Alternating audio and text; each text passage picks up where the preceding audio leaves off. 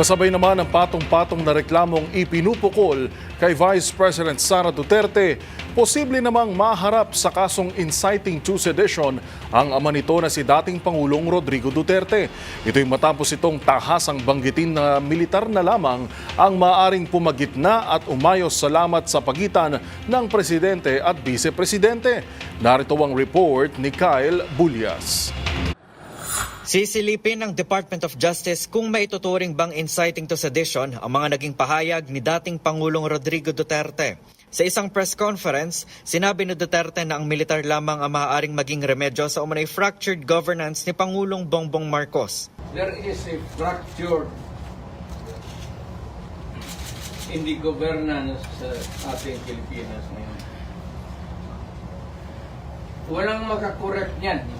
Nobody can correct Marcos. Nobody can correct Romualdez.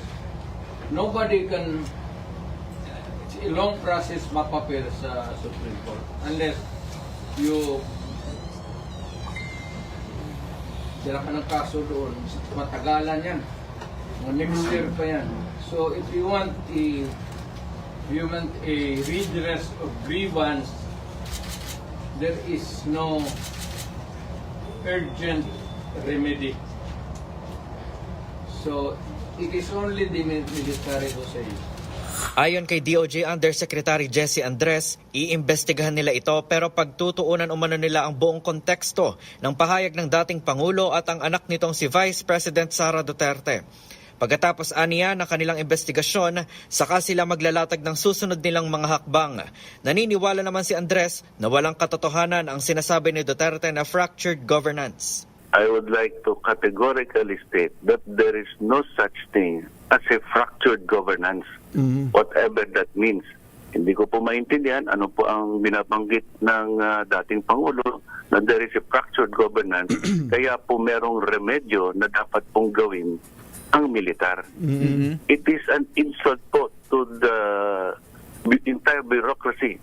We are a functioning government, nagbibigay po tuloy-tuloy ng social services ang ating bayan, tuloy po ang governance, bukas po ang mga korte, lahat po ng demokratikong institusyon natin gumagalaw. I do not know where the President is coming from saying we have a fractured governance. Samantala, sinabi naman ng DOJ na magpapatuloy ang pangangalap nila ng ebidensya kaugnay ng pagbabanta ni VP Sara kina Pangulong Marcos upang mapalakas ang kasong isasampa laban sa Vice Presidente. Para sa MBC TV Network News, ito si Kyle Bulyas ng DZRH, una sa Pilipinas, una sa Pilipino.